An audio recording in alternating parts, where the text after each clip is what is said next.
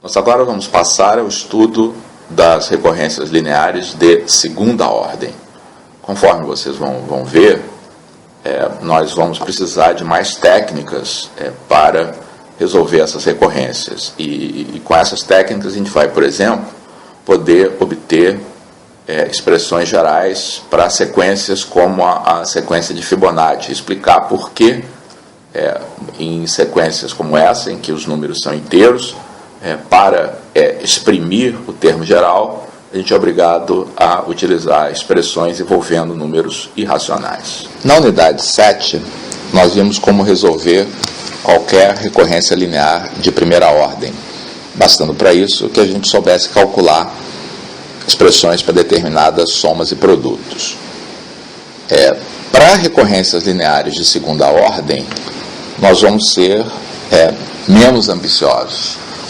Nós vamos aprender completamente a resolver recorrências lineares de segunda ordem que sejam homogêneas e que tenham coeficientes constantes. Esses coeficientes constantes se referem aos coeficientes que aparecem para xn mais 1 e para xn, que no caso geral podem ser qualquer função de n. Nós vamos aprender a resolver algumas recorrências não homogêneas, mas não de maneira tão sistemática quando fizemos para recorrências de primeira ordem. Uma outra observação é que nós vamos preferir escrever essas recorrências de segunda ordem não na forma xn mais 2 igual a uma função de xn mais 1 e xn, mas sim na forma de uma equação como essa, em que xn mais 2, xn mais 1 e xn aparecem como termos de uma expressão linear. Já isso vai ficar claro por que vamos fazer isso. A outra observação é que nós sempre vamos supor que Q é um número diferente de zero. Na verdade, se Q fosse igual a zero, essa recorrência ela exprimiria xn mais 2 apenas em termos de xn mais 1, apenas em termos do termo anterior, e ela seria, na verdade, de primeira ordem, e, portanto, nós poderíamos usar os métodos vistos lá na unidade 7. Muito bem. A razão pela qual nós preferimos escrever a recorrência deste modo é porque isso deixa mais clara a sua conexão com a chamada equação característica da recorrência, que é uma equação de segundo grau, cujos coeficientes são os coeficientes de xn mais 2, xn mais 1 e xn na recorrência. Então, a equação r² mais pr mais q igual a zero. Conforme nós vamos mostrar logo a seguir, existe uma conexão fundamental entre as raízes da equação característica e a expressão da solução geral da recorrência. Então, para eliminar, para a gente não ter que ficar falando nisso a toda hora, é bom observar que como Q é diferente de zero, essa equação de segundo grau tem sempre raízes não nulas. Muito bem. Então, a conexão entre a equação característica e a recorrência é dada por esse teorema. Então, se R é uma raiz da equação característica R2 mais PR mais Q igual a zero, então, a sequência definida por R elevado a N, ou seja, a progressão geométrica de razão R, é a solução da recorrência que tem os mesmos coeficientes. E é fácil a gente verificar que isso é verdade. Então, substituindo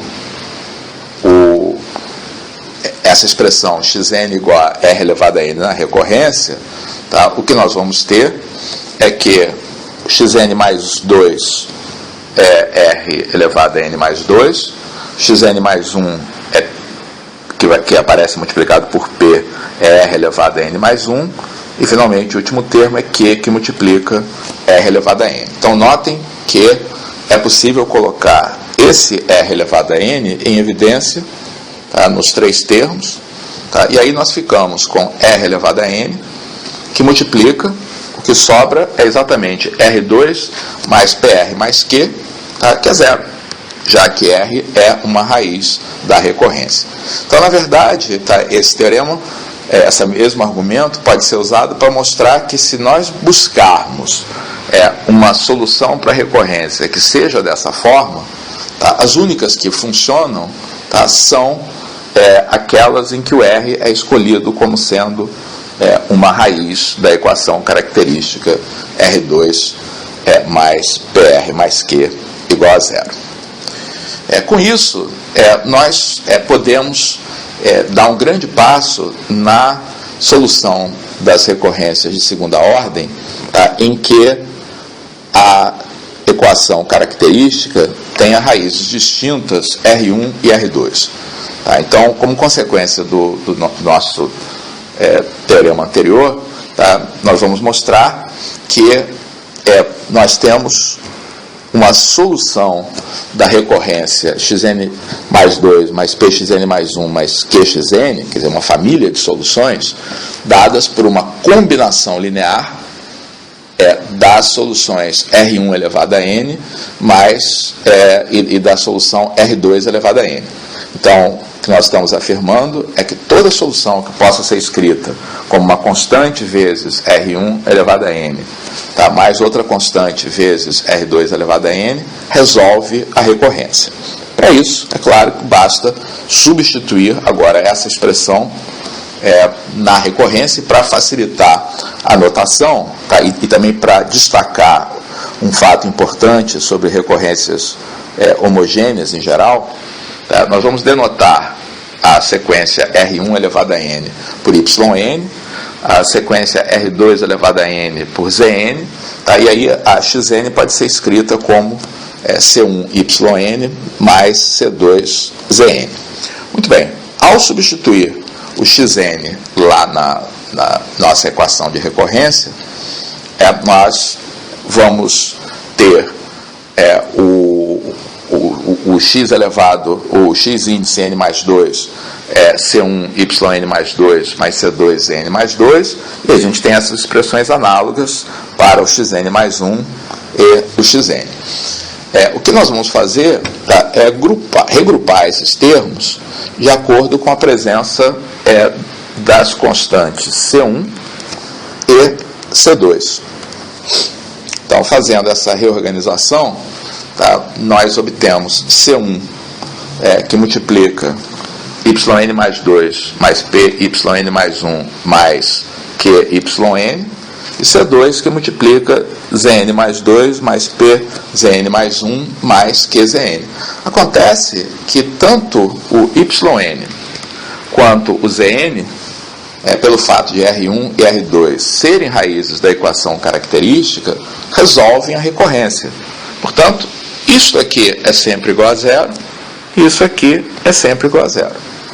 Em resumo, o resultado aqui da nossa expressão é C1 vezes zero mais C2 vezes zero, portanto, é igual a zero, o que mostra, tá, que realmente esse xn dado por essa combinação é uma solução da recorrência. Na verdade, o que a gente mostrou aqui é até um fato um pouco mais geral, tá, a respeito de qualquer recorrência linear homogênea.